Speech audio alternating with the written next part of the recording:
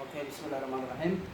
Hadda waxaan fiirinaynaa sida loo cabiro femoral length-ka ilmaha maaragtay da'dooda loo cabiro oo kale. Marka horeysa waxaad la soo baxaysaa femoralki ayaad la soo baxaysaa. Femoralka markaad la soo baxdid kadib ayaad maaragtay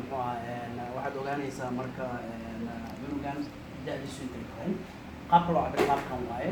Halkan baad ka bilaabaysaa kadibna waxaad aadaysaa ilaa iyo waxaad cabiraysaa diaphragm to diaphragm baad cabiraysaa. taas marka waxay ku tilmaamaysaa marka qaabka loo cabiro waa qaabkaas. kadib waxaa kaloo jira marka in laga cabiri karo cunugu qaybta madaxa laga cabiri karo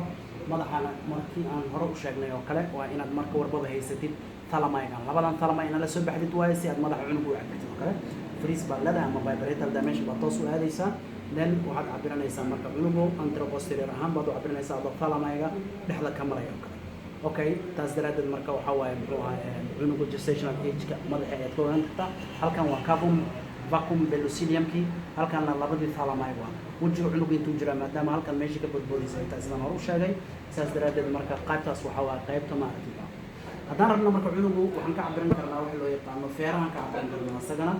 feerahan ka cabiran karnaa cunuga si aan u ogaano da'diisa feeraha markaan ka cabiranayno ma loo baahna inaan wadnaha aragno waxaa loo baahan yahay in aragno caloosha inaan caloosha cunuga aragno inaan aragno muxuu ahaa kii inaan aragno caloosha cunuga inaan aragno muxuu ahaa dhabarkii feerihii inaan aragno umbilical vein-ka meeshu kaga dareeya macnaha right bundle vein-ka inaan aragno waa loo baahan yahay oo kale taasna waan samayn karnaa marka muxuu ahaa kii kadibna waa cabir baan geli karnaa oo ah qaabkan inaan u cabirno kadibna waxaan samayn karnaa marka muxuu ahaa kii qaab circle ayaan u cabiri karnaa calibrationka ama waxa loo yaqaano annagoo isticmaalayno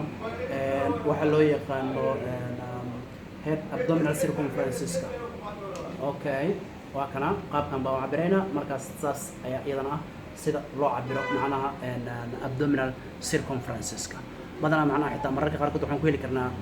kilogramka cunuga qiyaastii hadda waxaa waaye 2000 ilaa 93 gram waaye qiyaastii 2 kiilo iyo xoogaa waa cunuga macnaha ma badna marka saas daraadeed marka intaas waxaan kusoo gabagabeynaynaa marka waxa loo yaqaano muxuu ahaa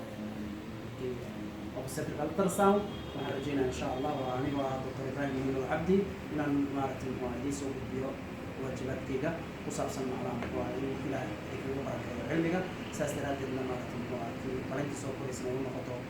hadiyad aan u gudbiyey